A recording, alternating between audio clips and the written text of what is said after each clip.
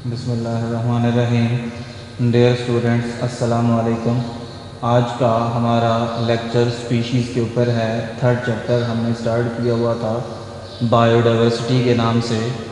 آج کا جو لیکچر ہے وہ ہے اسپیشیز کیا ہوتی ہیں، کیونکہ کل ہم نے کلاسیفیکیشن کو ڈسکس کیا تھا۔ کلاسیفیکیشن یعنی وہ میتھڈ، وہ طریقہ کار جس میں ہم جانداروں کو کلاسیفائی کرتے ہیں مختلف گروپس اور سب گروپس میں، اسے ہم کلاسیفیکیشن کا نام دیتے ہیں۔ اس کلاسیفیکیشن کی جو اکائی ہے وہ ہے اسپیشیز۔ اسپیشیز کیا ہے؟ A group of similar living organisms which can freely interbreed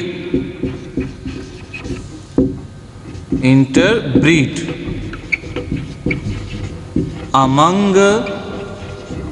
themselves and able to produce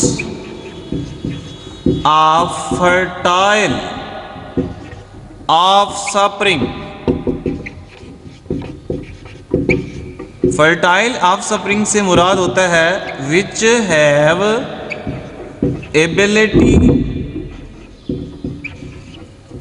to reproduce، یعنی اس کے اندر بھی خود کو جو ہے تقسیم کرنے کی یا خود کو آگے بڑھانے کی، اپنی نسل چلانے کی، نسل کشی جو ہے اس کو کرنے کی صلاحیت ہو، اسے ہم نام دیتے ہیں فرٹائل آف سپرنگ کا۔ یہ جو فرٹائل آف سپرنگ ہے اس کا مطلب ہوتا ہے بار آور جاندار۔ بار آور جاندار وہ ہوتا ہے جو اپنی نسل چلانے کی اہلیت رکھتا ہے، طاقت رکھتا ہے، اسے ہم نام دیں گے فرٹائل آف سپرنگ کا۔ اب یہاں پر میں نے ایک ورڈ یوز کیا ہے سملر لیونگ آرگنزم کا۔ سملر لیونگ آرگنزم یعنی ایک جیسے جانداروں کا گروپ جو ایک دوسرے کے کمپیٹیبل ہو۔ وہ جاندار آپس میں ملاپ کریں گے، ملاپ کرنے کے بعد اپنے جیسا بار آور جاندار پیدا کر سکتے ہیں یا کرتے ہیں۔ اس بار آور جاندار کو ہم اسپیشی کا نام دیتے ہیں۔ یہاں پر ایک ٹرم یوز ہوئی ہے، وہ ٹرم ہے میول، جسے ہم خچر کہتے ہیں۔ اب خچر جو ہے یہ ان نیچرل کراس ہے، ان نیچرل کراس۔ ان نیچرل کراس میں آپ کو بار بار بات ایک سمجھا رہا ہوں کہ جی یہ سملر لیونگ آرگنزم کی بات پر اس نے یہاں پر زور دیا ہے۔ سملر لیونگ آرگنزم سے مراد کیا ہے کہ اگر گوٹ ہے میل تو وہ فیمیل گوٹ کے ساتھ ملاپ کرے گا، تب جا کر ان سے نیا جاندار جو ہے گوٹ کی طرح کا پیدا ہوگا۔ یہ بھی گوٹ ہے، یہ بھی گوٹ ہے، تو اسے ہم سملر لیونگ آرگنزم کا نام دیتے ہیں۔ یہ نیچرل کراس ہے، اسے آپ نیچرل کراس کا نام دیں گے۔ جبکہ ان نیچرل کراس کی جو ایگزامپل ہے اس میں کیا ہے کہ جی فیمیل ہارس، اور یہ میٹ کرتا ہے میل ڈنکی اس کو۔ اب دیکھیں ہارس جو ہے وہ ایک الگ اسپیشی ہے، ڈانکی جو ہے وہ ایک الگ اسپیشی ہے۔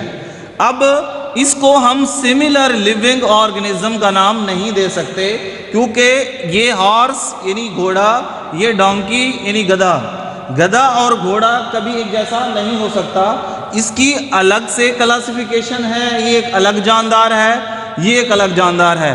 اب اس طرح کے کراس کو ہم نام دیتے ہیں ان نیچرل کراس، یعنی جب یہ دو جاندار غیر فطری عمل کرتے ہیں اس صورت میں اس کے نتیجے میں یعنی فیمیل جو ہارس ہے اس کو پریگننسی ہو جاتی ہے، یعنی اس کے اندر بچہ پیدا ہو جاتا ہے، لیکن ان سے پیدا ہونے والا جو بچہ ہوتا ہے، جو آف سپرنگ ہوتا ہے، وہ میول بنتا ہے، یعنی خچر بنتا ہے۔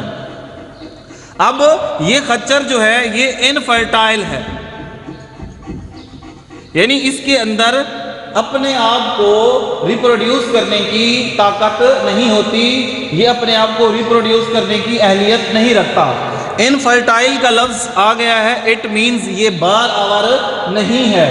بار آور سے مراد وہ جاندار ہوتا ہے جو آگے بھی اپنی نسل کو چلانے کی طاقت رکھتا ہو، جبکہ میول خچر جو ہے اس کے اندر کریکٹرز تو آ گئے ہیں، کچھ ڈونکی والے کریکٹر آئے ہیں، کچھ اس کے اندر ہارس والے آئے ہیں، لیکن اس کے اندر جو ایک کریکٹر کامن ہوا ہے انفرٹائل والا، وہ اس کے ساتھ ہی رہتا ہے۔ یعنی یہ خچر جب پیدا ہوگا، بڑا ہوگا، کام کرے گا، جس طرح سے سواری کے کام آتا ہے، وزن لادنے کے کام آتا ہے، لیکن خچر سے مزید خچر آگے پیدا نہیں کر سکتے۔ کیوں؟ کیونکہ خچر انفرٹائل ہوتا ہے، وہ میٹ ہی نہیں کر سکتا، یعنی اپنے آپ کو ریپروڈیوس ہی نہیں کر سکتا۔ اس وجہ سے ہم اس کو ان نیچرل کراس کہتے ہیں۔ اگر ہارس فیمیل ہارس میل ہارس کے ساتھ یا میل ڈانکی فیمیل ڈانکی کے ساتھ جو ہے میٹنگ کرے گا، تو اس کے نتیجے میں جو بچہ پیدا ہوگا، جو آف سپرنگ پیدا ہوگا، اس کے اندر بھی وہ اہلیت ہوگی کہ وہ اپنی نسل کو آگے چلا سکتا ہے۔